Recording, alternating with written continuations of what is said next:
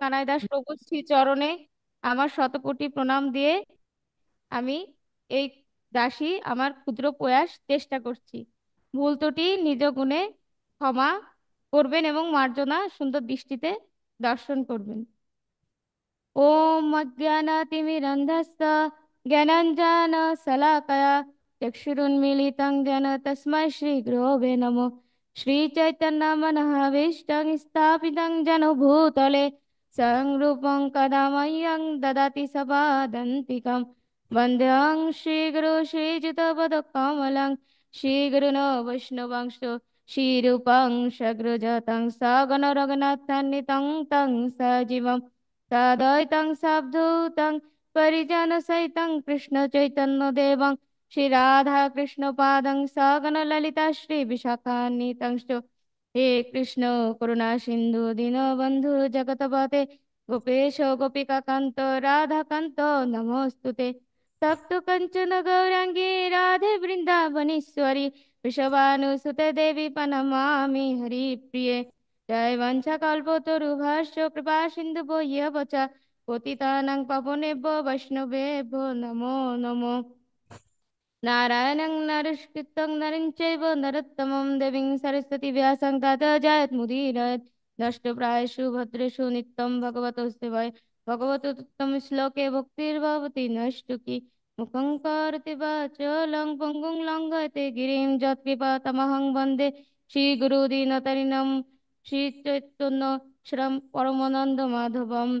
नमो विष्णुपादाय कृष्णपृष्ठाय भूतले श्रीमते जय पताका स्वामिनीति नामिने। नमो आचार्य पदाय निताय कृपा प्रदायिने गौर कथा दामोदय नगर ग्राम तारिणे। नमस्पादाय कृष्ण विष्टाय भूतले श्रीमते भक्ति वेदांत स्वामिनीति नामिने। नमस्ते सरस्वते देवे गौरवाणी प्रचारिणे निर्विशेष शून्यवादे पाश्चात्य देश तारिणे। जय श्री कृष्ण चैतन्य प्रभु नित्यानंद श्री अद्वैत गदाधर शिवासादि श्री गौर भक्तबिंद। हरे कृष्ण कृष्ण कृष्ण हरे हरे हरे राम राम राम हरे हरे। ओम नमो भगवते वासुदेवाय ओम नमो भगवते वासुदेवाय ओम नमो भगवते वासुदेवाय। উপস্থিত সকল বৈষ্ণব এবং বৈষ্ণবীর শ্রীচরণে পুনরায় শতকোটি প্রণাম জানাই। জগন্নাথের কৃপায় আশা করি সকলেই খুব কুশলে আছেন। আজ আমি শুরু করছি শ্রী জগন্নাথ দেবের প্রতি পুরীর ভক্তদের কি সীমাহীন সেবাভাব, কি সীমাহীন তাদের প্রেম প্রীতি ও ভক্তি, জগন্নাথের সাথে তার ভক্তের ভালোবাসা। ভগবান শ্রী ভগবত গীতায় বলেছেন সর্বধর্মং পরিত্যাজ্য মামেকং শরণং ব্রজ অহম তাম সর্ব পাপেভ্যো মোক্ষয়িষ্যামি মা শুচি। অর্থাৎ ভগবান শ্রীকৃষ্ণ বলেছেন সকল ধর্ম পরিত্যাগ করে কেবলমাত্র তুমি আমার শরণ লও, আর কাউকে নয়, আর কোনো ধর্মকেই নয়, শুধু আমাকে, আমিই তোমাকে রক্ষা করব, তুমি শোক করো না হে অর্জুন। আবার ভক্তির অসম্বিত সিন্ধু গ্রন্থে আমরা দেখছি শিল রূপ গোস্বামী পাদ বলেছেন अन्नाभिलाषिता शून्यं ज्ञान कर्माधि अनावर्तम अनुकूलेनु কৃষ্ণানুশীলন ভক্তির উত্তমা। অর্থাৎ কোনো কিছুর আশা পরিত্যাগ করে শুধুমাত্র কৃষ্ণ ভক্তি স্বতঃস্ফূর্ততার সহিত কোনো বাধাই ভগবানের সেবা থেকে দূরে রাখতে পারবে না। এমন মনোভাব হবে আমাদের কৃষ্ণ সেবা এবং কৃষ্ণ ভক্তিতে। কৃষ্ণ ভক্তির জন্য সেই মনোভাব কেমন হওয়া উচিত শ্রী চৈতন্য চরিতামৃত থেকে আমরা পাই। না হাম বিপ্র না চ নারাপতি না পিবস্য না শূদ্র না হাম বর্ণী না চ গৃহপতি না বনস্থ জ্যোতির্বাক কিন্তু প্রদ্যা নিখিল পরমানন্দ পূর্ণামৃতাব্ধে কপির্ভূত পদ কমলার দাস দাসনুদাস। না আমি ব্রাহ্মণ ক্ষত্রিয় বৈশ্য শূদ্র, আর না আমি ব্রহ্মচারী গৃহস্থ বানপ্রস্থ সন্ন্যাসী। আমার প্রকৃত পরিচয় কি? না, আমি পরমেশ্বর ভগবান শ্রীকৃষ্ণের অতি প্রিয়, অত্যন্ত প্রিয় শ্রী গোপীদের চরণের যিনি দাস, সেই দাসের দাসের দাসানুদাস।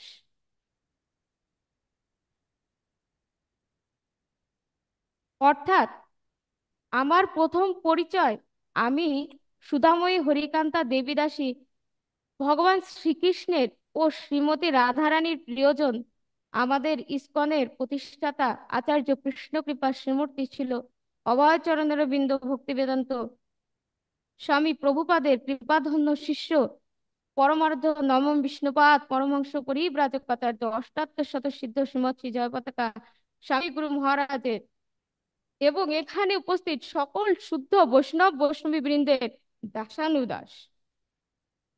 উড়িয়া ভাষী এবং উড়িষ্যার যারা পান্ডা পূজারী এবং সবাই আছেন, তারা সকলে কি মনে করে জানেন এবং তারা কি বলে? সবতীর্থ তোর চরণে বদ্রিকা যাইবে, কি কারণে? অর্থাৎ তাদের এমন মনোভাব, হে জগন্নাথ মহাপ্রভু মহাবাহ, সমস্ত তীর্থ তোমারই চরণে অবস্থিত, আমি সেই তোমার শ্রী চরণ কমল দর্শন করব এবং তোমার চরণের সেবাতেই থাকব, অন্য কোথাও কেন যাব? উড়িষ্যাবাসী জগন্নাথকে এতটাই ভালোবাসে যে তারা জগন্নাথকে ছাড়া কোনো কিছু চিন্তা করতে পারে না এবং জগন্নাথকে ছাড়া তারা এক মুহূর্ত থাকতেও পারে না। যদি জগন্নাথের কোনো সময় ভোগ না লাগে, তাহলে তারাও অনাহারে দিনাতিপাত করে। তাদের চেতনা এরকম যে আমার প্রভু না খেয়ে আছে, আমি খাবো কি করে? আর এরকম একটি ঘটনা আমরা জানতে পারি, ভগবানের সমস্ত সেবার আলাদা আলাদা সেবায়তগণ নিযুক্ত আছেন। ভগবানের সব সময় পাংখা সেবা করা হয় গ্রীষ্ম ঋতুতে, এবং ভগবানকে যখন পাংখা সেবা করা হয়, সেই পাংখা বা পাখার কোনোভাবে যদি ভগবানের শ্রীঅঙ্গে স্পর্শ করে, তখন ভগবানকে মহাস্নান করাতে হয়। সে মহাস্নান না করা পর্যন্ত ভগবানের ভোগ লাগে না, এবং ভগবানের ভোগ না লাগলে, তা মহাপ্রসাদে পরিণত না হলে শ্রী জগন্নাথ দেবের ভক্তগণও কোনো কিছু গ্রহণ করতে পারেন না। তো একবার এমন হলো যে একজন সেবায়িত পাংখা সেবা করতে করতে হঠাৎ করে শ্রী জগন্নাথ দেবের শ্রীঅঙ্গে স্পর্শ করে ফেলেন। তো এখন তো মহাপ্রভুর মহাস্নান করতে হবে, কিন্তু মহাস্নান যে নদীর জল দিয়ে করা হয়, সেই নদী তখন গ্রীষ্ম ঋতুতে খরার কারণে তা প্রায় শুকনো অবস্থায় ছিল। তা এখন এমত অবস্থায় তো ওই নির্দিষ্ট নদীর জল ছাড়া ভগবানের স্নান হবে না, ভগবানের মহাস্নান না হলে ভোগ লাগবে না, ভোগ না লাগলে মহাপ্রসাদ হবে না। তো এমন করে 2 দিন অতীত হয়ে গেল। এখন কি করা যাবে? তখন ব্রিটিশ সরকার শাসন করতেন। তিনি দেখলেন অবস্থা তো অত্যন্ত বেগতিক, সবাই তো না খেয়ে বেঘরে প্রাণ হারাবে। তখন ভুবনেশ্বরে, যেখানে আমাদের শ্রী জগন্নাথ মহাপ্রভুর অভিন্ন প্রকাশ অনন্ত বাসুদেব নামে প্রতিষ্ঠিত এবং পূজিত, সেখানকার ভোগ প্রসাদ গাড়িতে করে সকলের জন্য ব্রিটিশ সরকার এনে সবাইকে প্রসাদ পান। এমনই তাদের ভক্তি। হরি বল। আর এই যে ভগবানের সেবা, এবং পুরীতে যে সেবায়িত আছেন, আমরা সকলেই জানি রাজা ইন্দ্রদ্যুম্ন এবং মাতা গুন্ডিচা, তাদের পরম কৃপা এবং তাদের আশীর্বাদেই ভগবানকে আমরা পাই, এবং ভগবানের সেবা পুজো অত্যন্ত সুন্দরভাবে পুরীতে প্রতিষ্ঠিত এবং প্রচারিত হয়।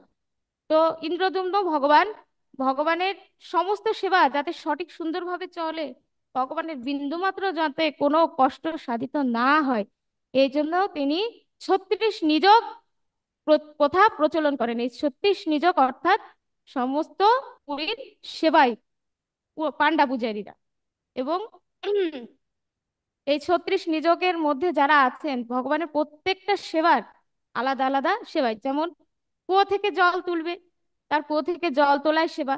যিনি সিঙ্গারি, তিনি ভগবানকে সিঙ্গারি করবেন।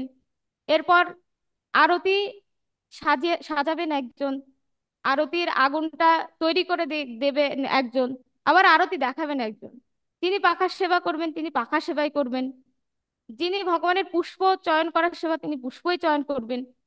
এমন ভাবে যার যেমন সেবা তারা অত্যন্ত নিষ্ঠা সহকারে, শুধু নিষ্ঠা সহকারে বললে ভুল হবে, এবং বংশ পরম্পরায় অত্যন্ত প্রেম প্রীতি সহকারে বংশ পরম্পরায় তারা একই সেবায় একইভাবে একই মনোভাবে সর্বদাই নিযুক্ত থেকে যাচ্ছেন।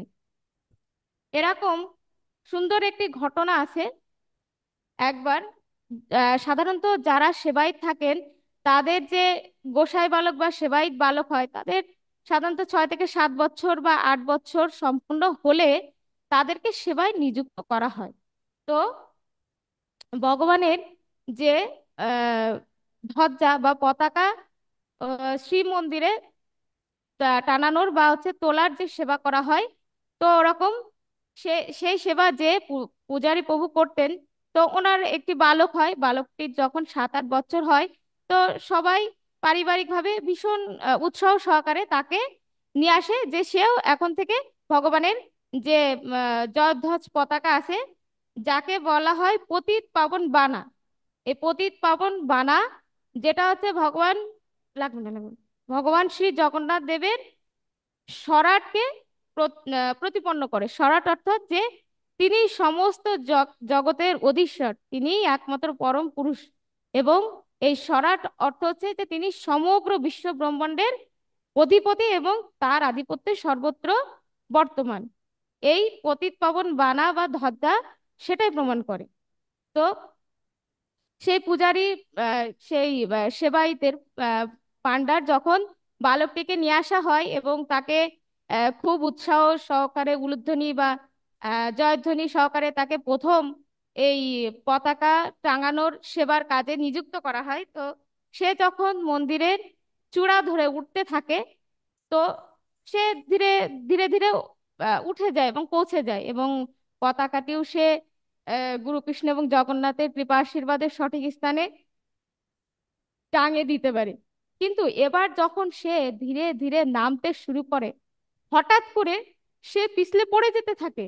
তখন সবাই তো ভীষণ আহ উল্লসিত, মানে ভীষণ দুশ্চিন্তাগ্রস্ত হয়ে যায়, কারণ বালকটি যদি সেই মন্দির থেকে ভগবানের মন্দিরের উচ্চতা, গর্ভমন্দির থেকে চূড়াটির উচ্চতা প্রায় 240 ফিট, যেটা একেবারে কম কোনো উচ্চতা নয়, ভীষণ উচ্চতা।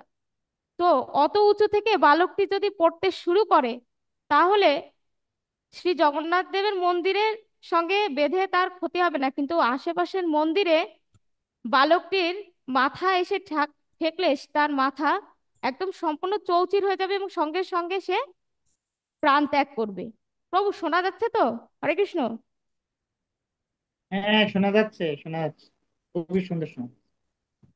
তখন বালকটি যখন পড়তে পড়তে বা মাত্র কয়েক হাত বাকি, বালকটি কিন্তু মুখ দিয়ে শুধু একটি কথাই উচ্চারণ করছে, জয় জগন্নাথ জয় জগন্নাথ জয় জগন্নাথ। হঠাৎ করে যখন মাত্র 3-4 হাত বাকি, বালকটির মাথাটা আর ওইটুক দূরত্বে আসলেই ফেটে চৌচির হয়ে যাবে, হঠাৎ করে মহাপ্রভুর মহাকৃপায় কোথা থেকে 4-5টি বাদর এসে বাচ্চাটিকে সুন্দর করে ধরে সেই মন্দিরের ছাদে নামিয়ে দেন। তখন সবাই নিতে দর্শনরত সমস্ত পান্ডা পূজারী এবং বালকটির পরিবারগণ সবাই উলুধ্বনি জয়ধ্বনি এবং জয় জগন্নাথ জয় জগন্নাথ বলতে থাকে। এমনই হচ্ছেন মহাপ্রভুর কৃপা এবং মহাপ্রভুর সেবায়িতদের প্রতি মহাপ্রভুর নিজ প্রেম প্রীতি ভাব। এবার ভগবানের এই যে নিত্য যা কিছু সেবা হন এবং নিত্য যা কিছু তিনি তার নিজ সেবায়িতগণের সঙ্গে লীলা সংগঠন করেন, তার সমস্ত কিছু নিয়মিত যে গ্রন্থে লিপিবদ্ধ হয় সেটা যে লীলাদ্রি মহোদয় পাদি। এরকম আর একটা পাজি আছে, সেটা হচ্ছে মাদুলাপঞ্জি, যাতে ভগবানের যে গ্রন্থে বিশেষ বিশেষ লীলাগুলো লিপিবদ্ধ হয়। আর সিক্কি মাইতির বোন মাধবী দেবী দাসী মা, উনিও নিয়মিত পাজি লিখতেন। আচ্ছা, আর জগন্নাথ শ্রী জগন্নাথ দেব, বলভদ্র এবং সুভদ্রা মা যে মন্দিরের রত্ন বেদিতে অবস্থান করেন, আপনাদের কৃপা আশীর্বাদে আমি জানাতে চাই যে সেই রত্নবেদী 1108টি শালগ্রাম শালিকা দ্বারা নির্মিত বা প্রতিষ্ঠিত, এবং এই 1108টি শালগ্রাম শালিকাকে ভগবান শ্রী জগন্নাথ দেবকে উপহার দেন নেপালের রাজা। নেপালের রাজা যখন ওনাদেরকে নিয়ে এসেছিলেন সুদূর নেপাল থেকে, তখন ওনাকে আনার সঙ্গে সঙ্গে সরাসরি জগন্নাথ দেবের কাছে নিয়ে যাওয়া হয়, এবং তার দ্বারা নিয়ে আসা সেই শালগ্রাম শালিকা উপরই ভগবান যে রত্নবেদিতে অবস্থান করেন, তারা সেখানে অবস্থান করছেন এবং তার উপরেই ভগবান প্রতিষ্ঠিত এবং সেবিত পূজিত। আচ্ছা, আর আমরা সবাই জেনে থাকবো যে আমাদের শ্রী জগন্নাথ পুরীতে 5টি কুণ্ড আছে, যে কুণ্ডগুলো অত্যন্ত দিব্য। সেই কুণ্ডগুলো হচ্ছে শ্বেত গঙ্গা, রোহিণী কুণ্ড, মার্কেন্ড সরোবর, ইন্দ্রদুম্ন সরোবর, চন্দন সরোবর বা চন্দন পুকুর বা নরেন্দ্র সরোবর। এই 5টি কুণ্ডের জল যদি আমরা মাথায় ধারণ করতে পারি এবং সেখানে যদি স্নান করা হয়, তাহলে সবার মোক্ষ লাভ এবং মোক্ষ প্রাপ্তি হয়, এবং সবই অত্যন্ত দিব্য। আর এই যে কুণ্ডগুলো আছে, এর মধ্যে যে শ্বেত গঙ্গা আছে, এই শ্বেত গঙ্গার থেকে অত্যন্ত সুন্দর চমৎকার একটি লীলা আছেন। এই শ্বেত গঙ্গাতে একবার শ্রী জগন্নাথ দেবের একজন পান্ডা স্নান করতে যান।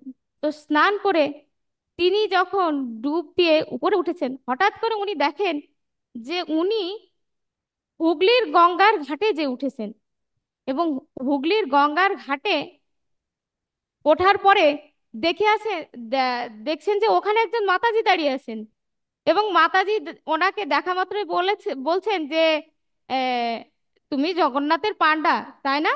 তা বলছে যে হ্যাঁ। আপনি কি করে জানলেন?"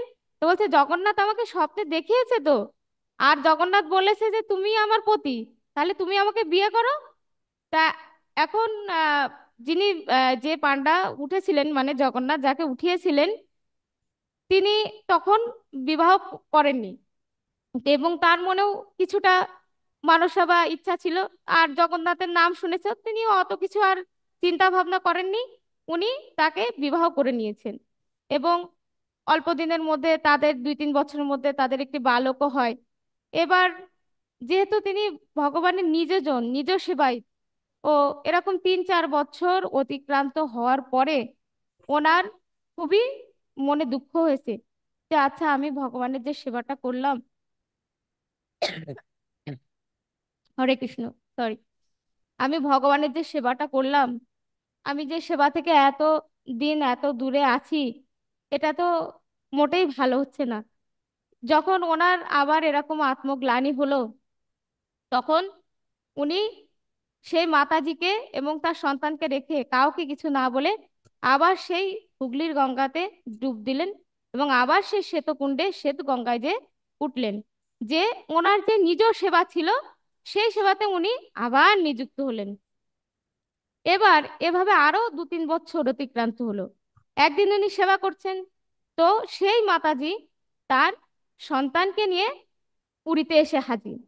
এসে হচ্ছে বলছেন ওনার কথা। তো এখন অন্য পান্ডাকে ডেকে, পান্ডা এসে ওনাকে বলছেন, এই, তুই নাকি বিয়ে করেছিস, তোর নাকি ছেলে হয়েছে। তা বলছে, কই, কে বললো? তা বলছে যে ওই যে একটা মাতাজি একটা ছেলেকে নিয়ে এসেছে। বলছে ওসব আমি কাউকে চিনি না, আমি কাউকে জানি না। তা তখন ওনার সেই স্ত্রী বলছেন যে, ও, আমাকে ভুলে গেছো, আমাকে চিনতে পারছো না? ঠিক আছে, আমি তাহলে রাজার কাছে যাব। আর সে সময় পরিচয় করানোটা খুবই সহজ ছিল, কারণ আগে বিবাহের সময় অধিকাংশ সবাই আংটি প্রদান করতো, এবং সেই আংটিতে তার হস্তাক্ষর বা নাম অক্ষরিত থাকতো। তো এবার মাতাজি তার সন্তানকে নিয়ে সেই পুরীর তৎকালীন রাজার কাছে গিয়েছেন, তাকে সমস্ত ঘটনা বর্ণনা করেছেন এবং আংটি দেখিয়েছেন। এবার রাজা তো সেই পান্ডাকে ডেকে পাঠিয়েছেন।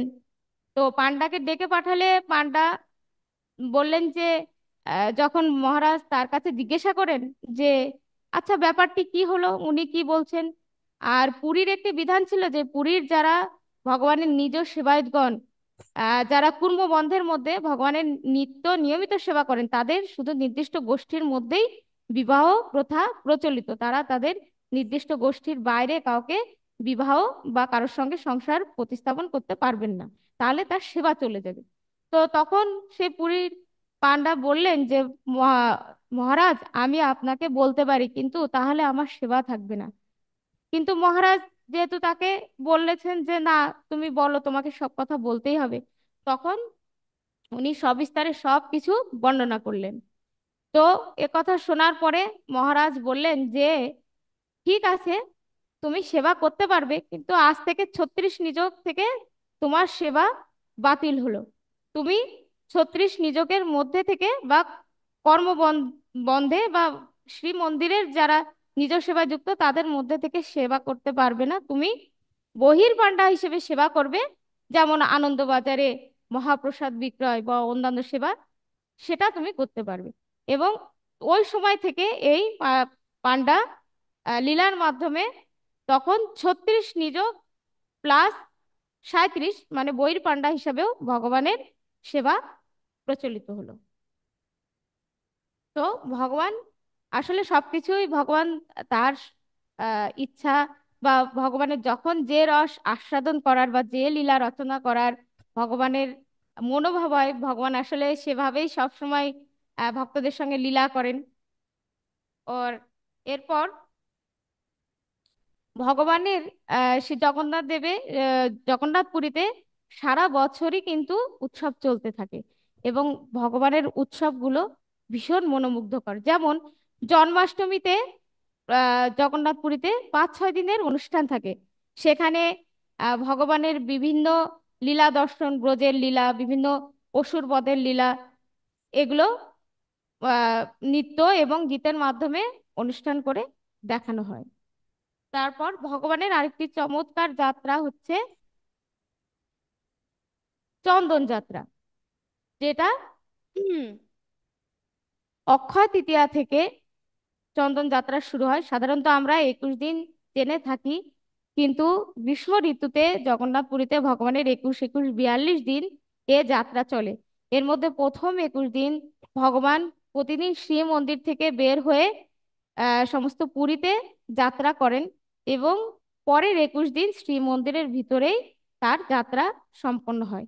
এই যাত্রাটি অত্যন্ত মনোমুগ্ধকর এবং দেখার মতো। প্রথম দিন থেকেই, অক্ষয় তৃতীয়ার প্রথম দিন থেকে ভগবানের চন্দন লাগি বেশ শুরু হয়। চন্দন লাগি বেশ কেমন, ভগবানের সমস্ত শ্রী অঙ্গে চন্দন এবং সুগন্ধি লেপন করা হয়, এবং ভগবানের তো তখন অত্যন্ত গরম লাগে, ভগবান তখন গামছা পরে থাকেন, এবং সে যেন তেন কোনো গামছা নেই, পট্ট বস্ত্রের অত্যন্ত সুন্দর লাল পাড় সমৃদ্ধ ঘিয়ে রঙের সুন্দর বস্ত্র, কারণ ভগবানের তো ভীষণ গরম লাগে। হরি বল। এখন এর সময় ভগবানকে সব সময় পাখার বাতাস করানো হয়ে থাকে। তাকে অত্যন্ত সুগন্ধি ফুল দিয়ে সাজানো হয়, যেমন কাঠচাপা ভগবানের ভীষণ প্রিয়, বেলি, গন্ধরাজ, মল্লিকা, মাধবী, এই সমস্ত অত্যন্ত সুগন্ধি সুগন্ধি ফুল এবং চন্দনের লেপন ও সুগন্ধি লেপন করে ভগবানকে শীতলতা প্রদান করা হয়। এবার ভগবান তো যাত্রাতে বের হবেন, তো ভগবানের যাত্রাতে বের হতে, সবাই যাত্রাতে গেলে তার তো বন্ধু বান্ধবের প্রয়োজন হয়। আর ভগবানের বন্ধু বান্ধব তাহলে কে হবেন? এই যাত্রাতে ভগবানের শ্রীমন্দির থেকে কটা বের?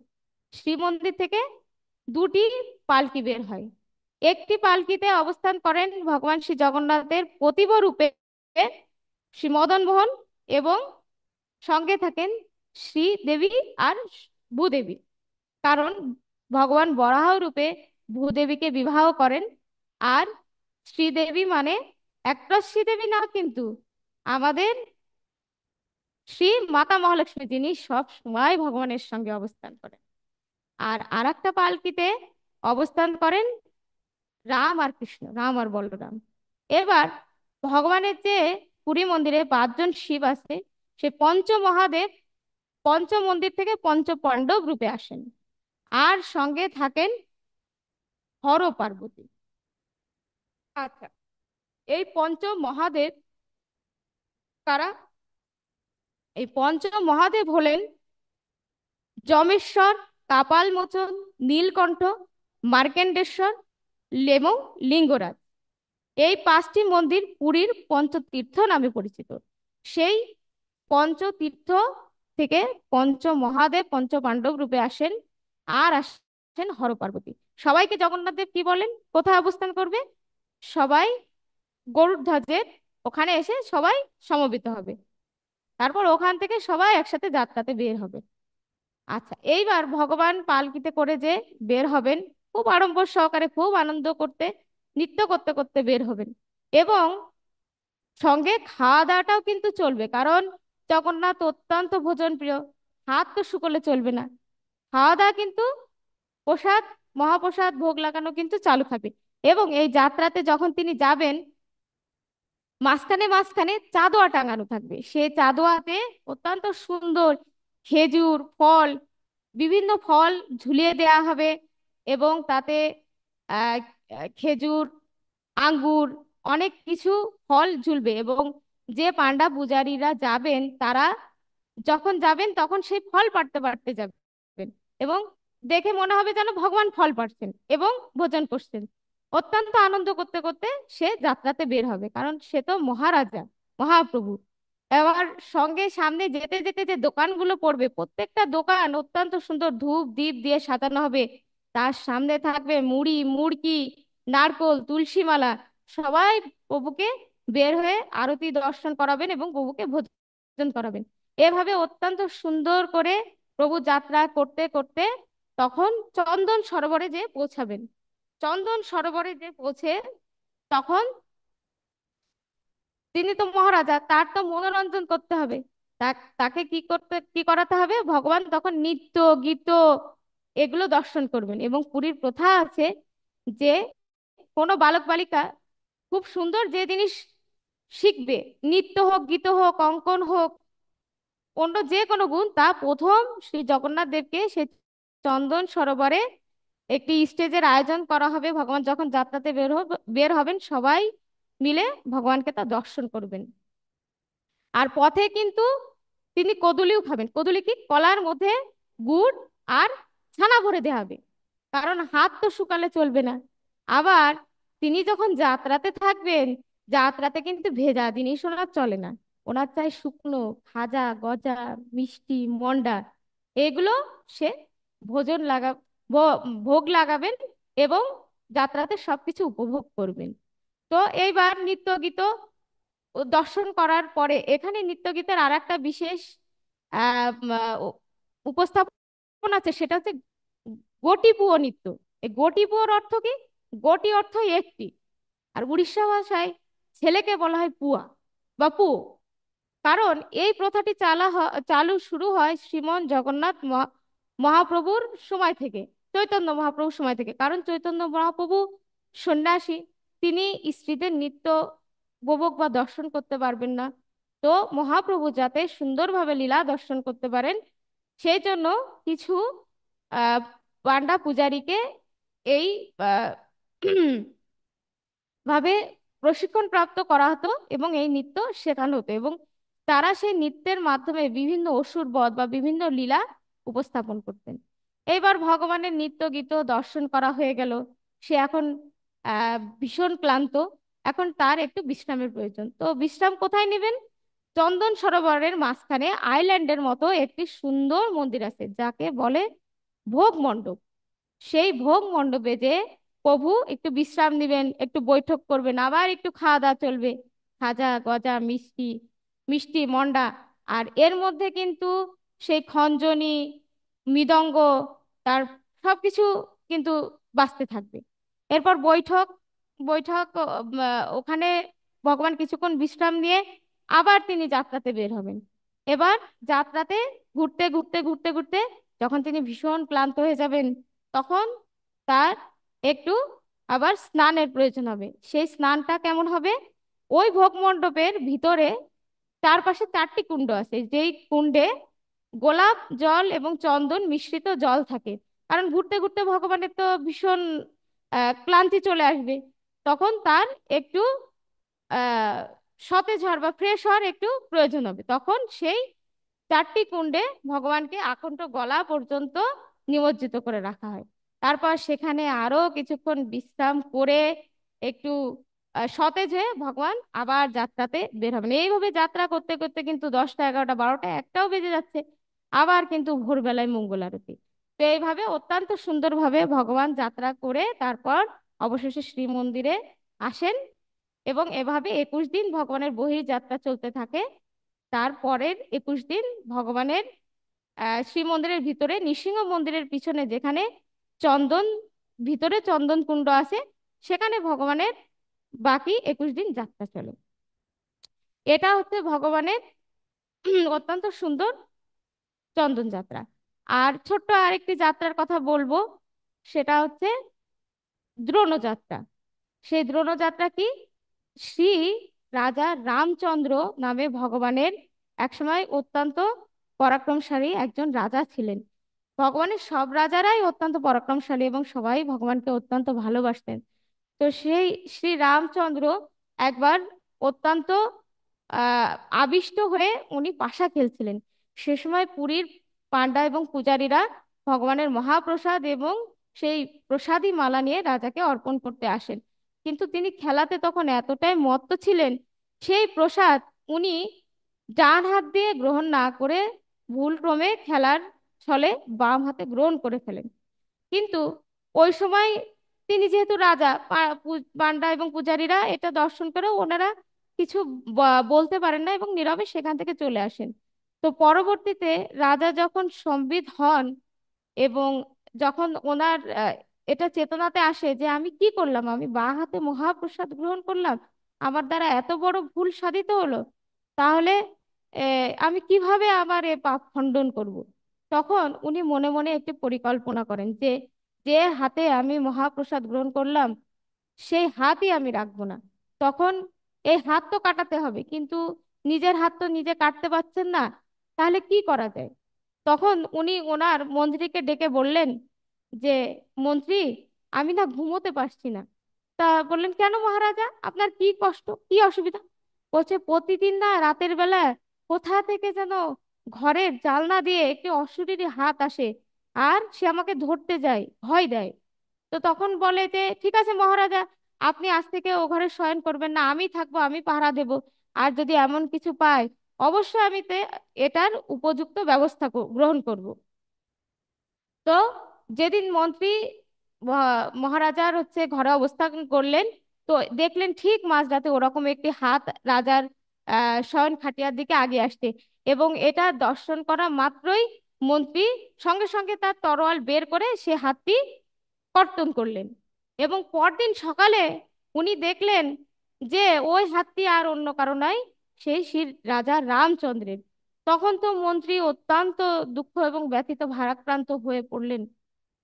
তো তখন তিনি মহারাজকে বললেন যে মহারাজ, আপনি কেন এমন করলেন? তখন মহারাজ বললেন যে মহাপ্রভুর প্রসাদের প্রতি আমার যে অসম্মান হয়েছিল, আমার যে ভুল হয়েছিল, তার দণ্ডস্বরূপ আমি নিজেকেই শাস্তি প্রদান করলাম।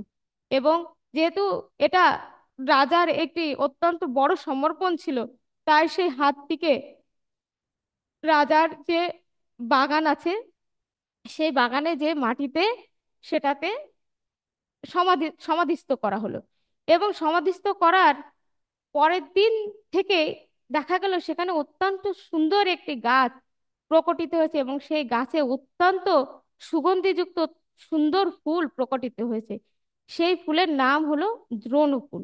এবং সেই ফুলের সুগন্ধ চতুর্দিকে ছড়িয়ে পড়লো। তখন রাজা এত সুন্দর পুষ্প দেখে বললেন যে এই পুষ্প আমি শ্রী জগন্নাথ মহাপ্রভুকে অর্পণ করব, তুমি এটাকে খুব যত্ন করে রেখো। মালিকে তিনি এই কথা বললেন। কিন্তু মালিকে এই কথা বলার পরের দিন এসে দেখলেন সেই গাছের সুন্দর পুষ্প আর পত্র আর নেই। তখন উনি অত্যন্ত ক্রোধিত হয়ে মালিকে কারাগারে আবদ্ধ করলেন এবং বললেন যে তোমাকে আমি পাহারা দিতে বললাম যে মহাপ্রভুকে আমি এই পুষ্প এবং পত্র অর্পণ করব, তাহলে তুমি এটা চুরি করলে কেন? তা বলছে মহাপ্রভু, মহারাজ, আমি এটা চুরি করিনি। তো সেই রাতেই আবার জগন্নাথ মহাপ্রভু মহারাজাকে স্বপ্ন দেখালেন এবং বললেন, হে রাজন, তুমি আমার প্রতি প্রেম প্রীতি ভাবে যে কার্য সম্পাদন করেছো তা আমার প্রতি তোমার প্রেমের বহিঃপ্রকাশ এবং সমর্পণ। সেই জন্য এই পুষ্প আমার অত্যন্ত প্রিয়। এই পুষ্প আর পত্র আমি মস্তকে ধারণ করেছি। তুমি মালিকে ছেড়ে দাও, ও নিরাপরাধ। তখন মহারাজ সত্যি জগন্নাথ দেবকে দর্শন করলেন এবং দেখলেন সেই পুষ্প এবং পত্র ভগবানের মস্তকে ভগবান ধারণ করছেন। আর এই লীলায় ভগবান আস্বাদন করার জন্য কি করেন, রাম আর কৃষ্ণ ভগবানের প্রতিভ রূপে যাত্রাতে বের হন এবং একটি স্থানে সেই পুষ্পপত্র রাখা হয়। সেই পুষ্পপত্র ভগবান চুরি করেন এবং সেই চুরির দণ্ডস্বরূপ ভগবানকে প্রতিভ রূপে কারাগারে রাখা হয়। এবং এই সমস্ত লীলা সম্পাদন করে পান্ডা পূজারীরা ভগবানকে বলে ভগবানের চুরি কত সুন্দর, ভগবানের যাত্রা কত সুন্দর। এইভাবে ভগবান আবার ধরাও পড়েছে, আবার চুরিও করেছে, ধরাও পড়েছে। এমন ভাবে তারা উলুধ্বনি দিতে থাকেন এবং এভাবে ভগবানের দ্রোণ যাত্রা সম্পন্ন হয়। এভাবে ভগবান পুরীতে নিত্য তার সেবায়িতদের সঙ্গে প্রতিদিন কোনো না কোনো উৎসবে মেতে থাকেন এবং অত্যন্ত আনন্দ সম্পাদন করেন। হরে কৃষ্ণ। প্রভু, যদি সময় থাকে আর একজন ভক্তের লীলা বলবো, সময় কি আছে? কটা বাজে? বলুন, সময় হ্যাঁ, আছে। হরে কৃষ্ণ প্রভু, বলবো। বলুন বলুন। ভগবানের উড়িয়াবাসী এবং উড়িয়া পান্ডা পূজারীর প্রতি এতটাই প্রেম যে একবার শ্রী রামানুজাচার্য, যিনি কিনা ভগবান বলরাম বা আদি শেষের অবতার, সেই শ্রী রামানুচার্য একবার তার 10,000 ভক্ত সহিত বা উড়িষ্যাতে এসে দেখেন যে ভগবানের শয়নের কোনো ঠিক নেই। সে 10টায়ও শয়নে যায়, 12টাও বেজে যায়, 1টাও বেজে যায়। আবার ওঠার সময় কিন্তু ঠিক নির্ধারিত সেই মঙ্গল আরতি ভোর 4টা 5টায়। তখন থেকে আর একটা কথা যে বুড়ির পান্ডা পূজারীরা সেবা করছেন কিন্তু তাদের অমন শাস্ত্রোক্ত বিধিবিধানের কোনো বালাই নিষেধ নেই, তারা তাদের মন মতো খাওয়াচ্ছে, হরিবোল হরিবোল বলছে। তখন রামানুচার্য ঠিক করেন পান্ডা পূজারীকে সবাইকে বাইরে উনি পাঠিয়ে দেবেন এবং ওনার 10,000 ভক্ত সহ অত্যন্ত বৈদিক শাস্ত্রোক্ত নিয়ম অনুযায়ী উনি ভগবানকে সেবা করবেন। এইবার সবাইকে পান্ডা পূজারীকে বাইরে বের করে দিয়ে শ্রী মন্দিরের মুখ্য দরজা বন্ধ করে উনি ওনার ভক্তদের সহিত সেবা করতে শুরু করেন। কিন্তু ভগবানের তো আর ভালো লাগে না, কারণ ভগবান নিজে সমস্ত কিছু নিয়ম আদি তৈরি করলেও উনি কিন্তু কোনো নিয়মের মধ্যে থাকেন না। কোনো নিয়মই ওনাকে বাঁধতে পারে না, একমাত্র শুদ্ধ প্রেম ভক্তি এবং সেবা ভাব ছাড়া। তো এখন ভগবান বলছেন রামানুচার্যকে, রামানুচার্য কিন্তু সেবা করতেন দক্ষিণ ভারতে শ্রী শ্রীরঙ্গমে রঙ্গনাথ দেব। রঙ্গনাথ দেব হচ্ছেন শেষ নাগের উপর শায়িত বিষ্ণু। তো ভগবান বলেন, আচ্ছা রামানুচার্য, তুমি তো আহ, দক্ষিণ ভারতে বড় একটি সেবা করো, তুমি এই উড়িষ্যার পান্ডা পূজারীকে আমার সেবা করতে দাও না? তো রামানুচার্য বলে, দেখো আমি কিন্তু আচার্যপাদ, আমার কথা তোমার শুনতেই হবে, তুমি চুপ করে বসে থাকো। আমি যেভাবে সেবা করব ওদের সেবার কোনো ঠিক নেই, তোমাকে সেভাবেই সেবা নিতে হবে। তো জগন্নাথ দেব বলেন, পাশে আবার বলভদ্র বসে আছেন, বলভদ্রেরই প্রকাশ শ্রী রামানুচার্য, উনি তো বেশি কিছু বলতেও পারছেন না। কিন্তু উড়িয়া ভক্তরা যে ভগবানকে সেবা করে আর মটক মটক করে নাচে, তারা ঘোরে ফেরে এবং তারা হরি বলো বলে, এ ভগবানের অত্যন্ত প্রিয়। এটা ভগবান কিছুতেই ভুলে থাকতে পারছেন না। তখন এরকম ভাবে কিছুদিন চলে গেছে, বাইরে পান্ডা পূজারীরাও সবাই খুব মন খারাপ করে আছে। তখন ভগবান একদিন রাত্রিতে শ্রী গরুড় দেবকে কাছে ডাকেন। তখন গরুড়জি কাছে এসে বলেন, বলুন মহাপ্রভু, কি আদেশ আছে আমার জন্য? তখন উনি বলেন, তুমি এই সমস্ত রামানুচার্য এবং তার ভক্তদেরকে অত্যন্ত সাবধানে তোমার পাখাকে বৃহৎ করো এবং সবাইকে তোমার পাখার উপর বসিয়ে দক্ষিণ ভারতে যেখানে উনি সেবা করেন তাকে সেখানে রেখে আসো। তখন গরুড়জি কি করলেন, সবাইকে তার পাখা ভীষণ বিস্তৃত করলেন এবং রামানুজাচার্যকে তার সমস্ত ভক্তদের খাটিয়া সহিত, যাতে তাদের কোনো কষ্ট না হয়, সবাইকে এক এক করে পাখার উপর বসিয়ে সেই শ্রীরঙ্গমে রঙ্গনাথ দেবের কাছে রেখে আসলেন। এবার ভোরবেলায় যখন তাদের ঘুম ভেঙেছে, তারা সবাই তো ভীষণই উৎফুল্ল হয়ে গেছে, আমরা কোথায় আসলাম, কোথায় আসলাম। তখন তারা দেখলো কি শ্রী রামানুচার্য যে সেই শ্রীরঙ্গমেই উনি ফিরে এসেছেন।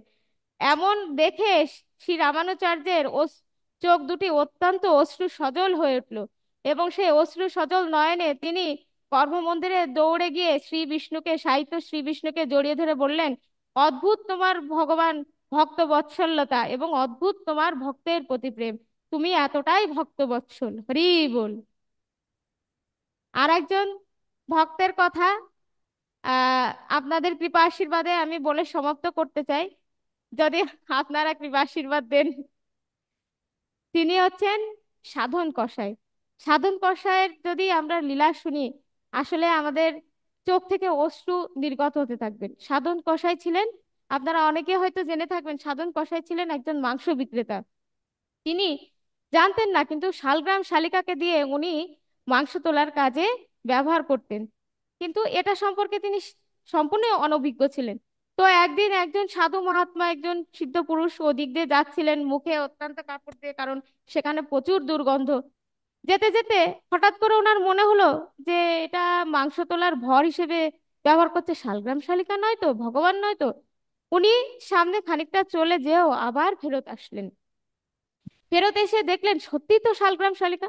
তখন উনি সাধন কসাইয়ের কাছে এসে অত্যন্ত ভর্ৎসনা করলেন যে তুমি জানো তুমি কি অপরাধ করছো, এ তো শালগ্রাম শালিকা, আর তুমি কিনা প্রভুকে মাংস তোলার কাজে ব্যবহার করছো, যেখানে কিনা প্রভু শ্রীমন্দিরে অত্যন্ত যত্ন সহকারে সেবিত পূজা পূজিত হন বিধান সহকারে, সেখানে তুমি এত নিকৃষ্ট কাজ করছো। তখন সাধন কসাই ওনার কাছে অত্যন্ত আত্মগ্লানিতে বললেন যে হে মহাত্মা, আমি তো জানি না, আমি তো অজ্ঞানী, আপনি তাহলে ভগবানকে নিয়ে যান। তখন হচ্ছে সাধু মহাত্মা সেই শালগ্রাম শালিকাকে নিয়ে আসলেন। তাকে নিয়ে এসে পঞ্চামৃত দিয়ে অভিষেক করলেন, চন্দন তুলসী দিয়ে সুবাসিত এবং সুন্দর করে শৃঙ্গার করলেন এবং সুন্দরভাবে তার সেবা পুজো করলেন। তো এইভাবে সেবা পূজা করার পরে ভোগ আদি শয়ন দিয়ে যখন মহাত্মাজি শয়ন করেছেন, তখন রাত্রিতে ভগবান ক্রন্দন করতে করতে মহাত্মার কাছে এসে উপস্থিত হয়েছেন। তখন মহাত্মা বললেন, ভগবান আপনি ক্রন্দন করছেন কেন? আমার কি কোনো অপরাধ হয়েছে? ঠিকমতো শয়ন হয়নি, ঠিকমতো শৃঙ্গার হয়নি, ঠিকমতো ভোগ হয়নি? তখন উনি ভগবান বললেন, তোমার সেবাতে আমি সম্পূর্ণ তৃপ্ত হয়েছি, কিন্তু আমার সাধনার খুবই আমার স্মরণ হচ্ছে। তা বলছে, কেন মহাপ্রভু? মানুষ বা ঘর তোলার কাছে কত কিছু ব্যবহার করে, বাটখারা, পাথর, আর ও ভর তোলার কাজে আপনাকে ব্যবহার করছে, আর ও এতটাই নিকৃষ্ট। বলছে, তখন ভগবান বললেন যে ও যাই করুক না কেন সেটা ওর নিজ জাত কর্ম, জাত ব্যবসা, কিন্তু ও যখন ভর তোলার কাজে আমাকে তুলতো, আমি যখন এদিক ওদিক বাটখারার মতো এদিক ওদিক আমি লুটোপুটি খেতাম, আর ও যে কীর্তন করতো, সেটা সুখ বিশ্ব ব্রহ্মাণ্ডে কোথাও নেই, তুমি আমাকে ওর কাছেই রেখে আসো। তখন ভগবানের আদেশ মতো কি করবেন, মহা সেই সাধু মহাত্মা পরদিন আবার সাধন কাসাইয়ের কাছে যে ভগবানকে দিয়ে বললেন যে সাধন সাধন কসাই, তুমি অত্যন্ত সৌভাগ্যশালী যে ভগবান তোমাকে স্মরণ করছে এবং তোমার কাছেই থাকতে চেয়েছে। তো এই কথা শোনা মাত্রই সাধন কসাই অত্যন্ত অঝোর ধারায় ক্রন্দন করতে লাগলেন। এবং যেদিন সাধু মহাত্মা ভগবানকে নিয়ে গিয়েছিল, সেদিন থেকে সাধন কসাই মনে অত্যন্ত ব্যতিব্যস্ত হয়ে হয়ে রয়েছিলেন যে আমি এতদিন কি করলাম, আমি ভগবানকে নিয়ে এমন অপরাধ করলাম। আর যখন মহাত্মা এসে সাধন কসাইকে বলল যে ভগবান তোমাকে স্মরণ করছে এবং ভগবান তোমাকে ছাড়া থাকতে পারছে না, তখন সাধন কসাই বললেন, আজ থেকে এই সমস্ত পাপ কার্য আমি ত্যাগ করে দিলাম। আমি এখনই যে মহাপ্রভু আমাকে স্মরণ করছে, মহাপ্রভু আমার সেবা নিতে চায়, আমার কাছে থাকতে চায়, আমি আমি সেই মহাপ্রভু জগন্নাথ কে শ্রী জগন্নাথপুরী ধামে দর্শন করতে যাব। যেই কথা সেই কাজ। এবার সাধন কসাই জগন্নাথ পুরীর উদ্দেশ্যে যাত্রা করলেন, কিন্তু তিনি তো মাংস বিক্রেতা ছিলেন, কেউই তাকে পছন্দ করতো না। এক ভক্তমণ্ডলীকে উনি জগন্নাথ পুরীর উদ্দেশ্যে যাত্রা করতে দেখলেন। তো সেই ভক্তমণ্ডলীর সঙ্গে উনি যাত্রা করার খুব মানুষ করলেন, কিন্তু সেই সাধন কসাইকে দেখা মাত্রই তারা অত্যন্ত তুচ্ছ তাচ্ছিল্য করলো। বলল যে ও তো নিচু জাত, ও এমন গর্হিত কাজ করে, ওর ধারের কাছেও থাকা যাবে না। তখন সাধন কসাই তাদের কথা শুনে একটু মন খারাপ করলেন না, ভাবলেন ঠিকই তো বলেছে, আমি তো আসলে খুব খারাপ। তখন উনি তাদের সঙ্গ থেকে দূরে যে সেই বনপথের মধ্যে দিয়ে রওনা দিয়ে চলতে লাগলেন। এমন ভাবে চলতে চলতে চলতে চলতে সন্ধ্যা হয়ে গেছে। সন্ধ্যা সন্ধ্যা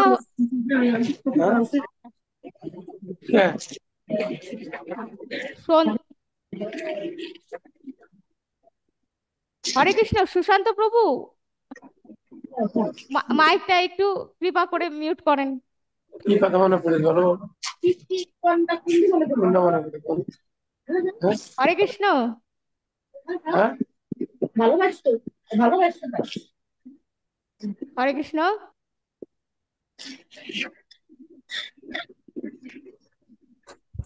হরে কৃষ্ণ বলবো প্রভু? এই সুশান্ত বাবু, আপনি ওই যে আনমিউট করো। হ্যাঁ, বলেন। হরে কৃষ্ণ। তো এভাবে যাত্রা যাত্রা করতে করতে দিন পার হয়ে সন্ধ্যা ঘনিয়ে এসেছে।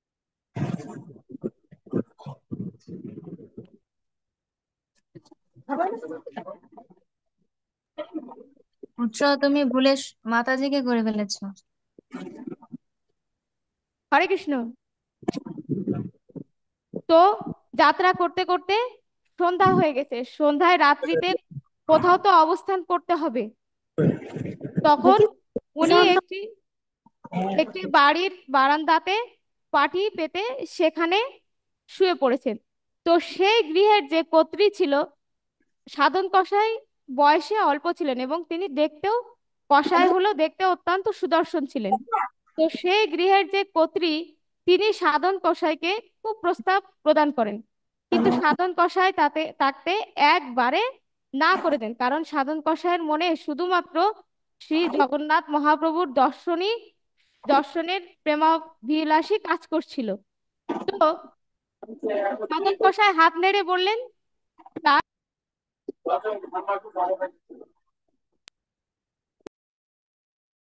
হরে কৃষ্ণ।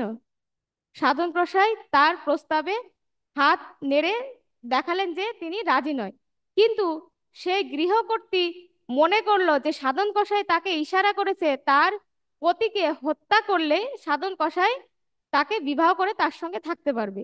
তো সেই স্ত্রী এই কুমনোভাব নিয়ে তার পতিকে তৎক্ষণাৎ ছুরিকাঘাতে বধ করলেন এবং সাধন কসাইকে কাছে এসে বললেন যে তুমি আমাকে যা বলেছো আমি আমার পতিকে সেভাবে বধ করেছি, এখন তুমি আমাকে বিবাহ করো, আমার সঙ্গে থাকো। তো সাধন কসাই বললেন, হে দেবী, আমি তো আপনাকে এমন কোনো কিছু বলিনি।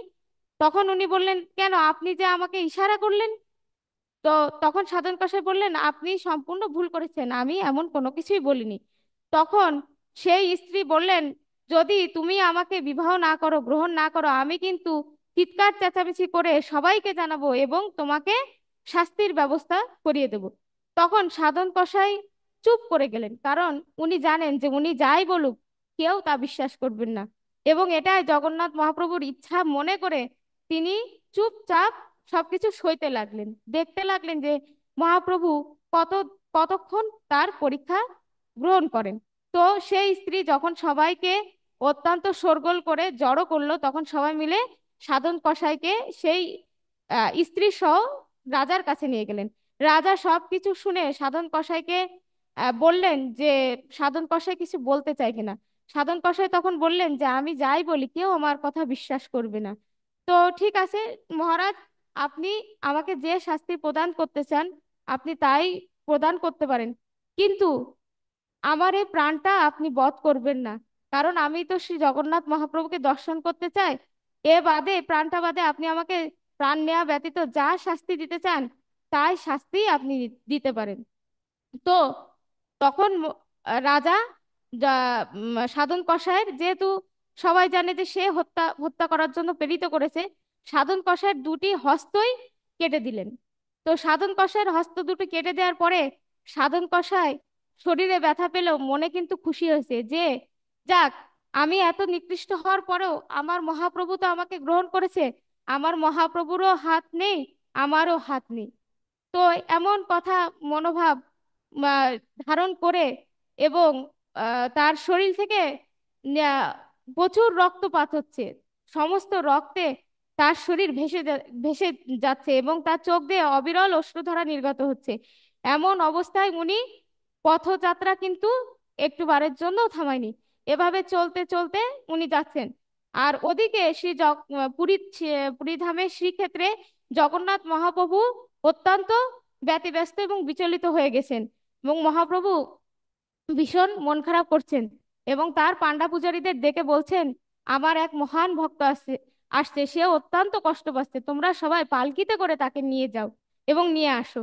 তখন পান্ডা পূজারীরা সবাই পালকি নিয়ে সেই মহান ভক্তের খোঁজের জন্য বের হয়ে গেছেন। এইবার তাকে চিনতে পারবে কি করে?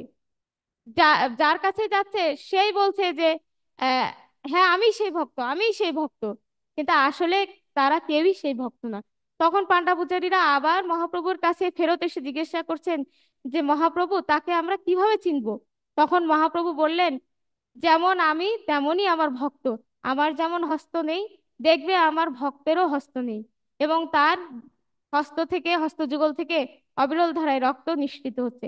তখন তারা সবাই আবার আসলেন এবং এসে যখন হচ্ছে সাধন কসাইকে দেখলেন সবাই, তখন তাদের চোখ থেকে তাদের সে পান্ডা পূজারীদের চোখ থেকে অবিরল ধারায় অশ্রু নির্গত হতে থাকলো। আর সাধন কসাই মনে করেছিলেন যে যাক, কোনো মহান ভক্তকে দর্শন করার জন্য মহাপ্রভু আমার পালকি পাঠিয়েছে, তাহলে আজকে আমার মহাপ্রভুর মন নিশ্চয়ই খুব ভালো থাকবে, আমার মতো অধম নিকৃষ্ট ভক্তকেও নিশ্চয়ই তিনি গ্রহণ করবেন। কিন্তু সাধন কসাই কখনো চিন্তাও করতে পারেননি যে মহাপ্রভু স্বয়ং তার জন্যই পালকি পাঠিয়েছেন। তো পান্ডা পূজারীরা এসে যখন তাকে পালকিতে নিতে চাইলেন, তিনি কোনোভাবেই পালকিতে উঠতে রাজি হলেন না। তো সেই অবস্থাতেই আহ, সাধন কসাই বললেন যে আমি পালকিতে যাব না, কিন্তু পালকির পাশে পাশেই যাব। তো এভাবে উনি তাদের সঙ্গে যাত্রা গেলেন, এবং শ্রী জগন্নাথ পুরীতে যে যখন ভগবানকে উনি প্রণাম করলেন, ওনাকে দেখা মাত্রই জগন্নাথ তার বেদিতে অত্যন্ত আনন্দে উদ্বেলিত হতে থাকলেন। এবং প্রণাম করে উনি যখন দণ্ডবত প্রণাম করে উঠে যখন ভাবলেন যে যদি প্রভুকে আমি আমার এই দু হাতে প্রণাম জানাতে পারতাম, তাহলে অত্যন্ত মনের পীড়া সব কিছু সমাপ্ত হতো।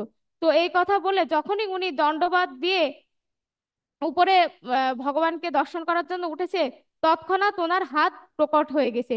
আর উনি দুই হাত তুলে জয় জগন্নাথ, জয় জগন্নাথ, জয় জগন্নাথ বলে শ্রী জগন্নাথ জগন্নাথ মহাপ্রভুকে প্রণাম অর্পণ করেছেন।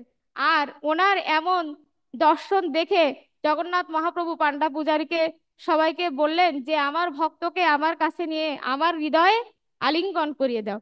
এমনই ভগবানের ভক্ত বৎসল্যতা। তো সেই জগন্নাথ মহাপ্রভুর সেবাতে আমরা যেন সবাই সবসময় থাকতে পারি, এমন কৃপা আশীর্বাদ আপনারা করবেন। আর আমার ভুল ত্রুটি হলে সকলে নিজ গুণে ক্ষমা করে দেবেন। জয় জগন্নাথ।